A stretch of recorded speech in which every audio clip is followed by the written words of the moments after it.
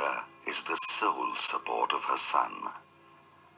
In dangers and perils, in prosperity and happiness, it is the mother who is the safe refuge.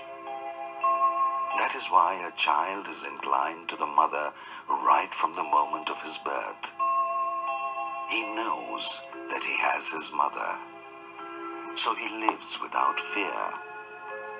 The idea of God as mother dates right to the Vedic age in the religious history of India. Brahma and the power of Brahma are one. The divine soul, who is above all attributes and distinctness, appears in reality full of attributes in playfulness. In the Vedic age, the affectionate mother was regarded as the all-pervading divine soul. She imparted to the gods the knowledge of truth by destroying their pride after manifesting herself. Brahma, Vishnu and Maheshwara are captivated by her charm. How insignificant is then the condition of the living beings? It is she who has bound her sons by the spell of her infatuating power. Again, it is she who frees them from all bonds mercifully. That is why even the gods, when they are in danger, have sought the help of the Divine Mother of primordial power for deliverance. The living beings cannot get liberation without her mercy. All the bonds, physical and or spiritual, are removed by her mercy.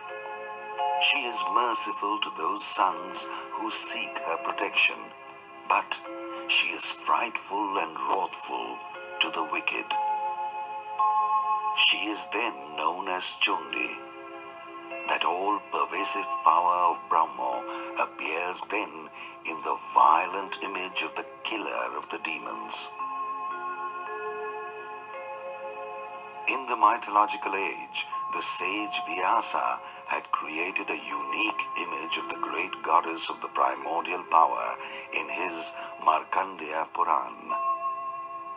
Here, on the one hand, she is merciful as an affectionate mother. On the other, she is violently furious.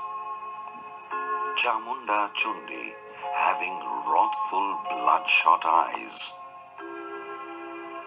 The great sage Markandeya related to him how this supreme goddess, by means of her three gunas, Sattva, Rajas and Tamas, has manifested herself thrice and restored the peace and comfort of her creation.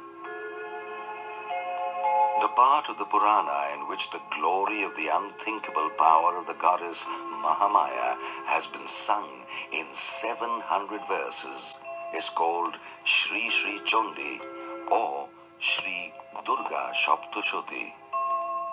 Here, the story has been completed in 13 chapters using dialogue of different characters after being divided into 3 main cantos. There are the first, intermediate and final character or Charitro.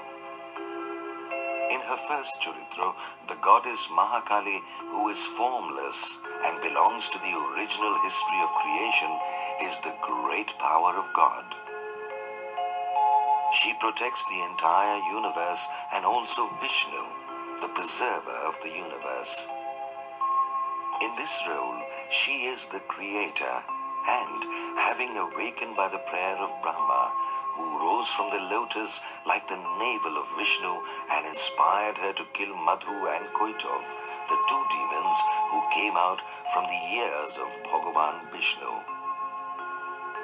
She is the image of bliss content due to the ecstasy of creation and the prayer of Brahma. In the intermediate Charitro, she is Mahalakshmi, embodiment of energy and truth. She is the divine goddess Bhagavati, killer of the demon Mahishasur, having her manifestation in all the gods.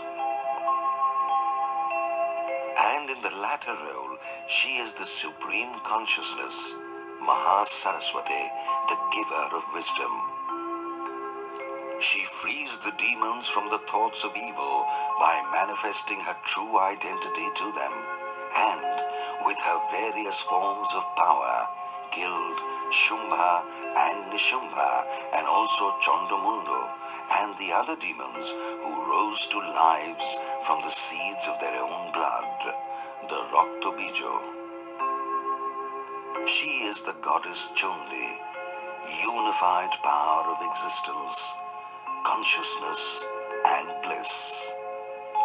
This unified power of truth. Consciousness and bliss assume the form of Goddess Chundi, the all truth, wisdom, will and achievement. She is Shadhokanang Hitarthayo Orupo Rupodharini. That is, in other words, she is without form, but she takes up form for the good of her worshippers.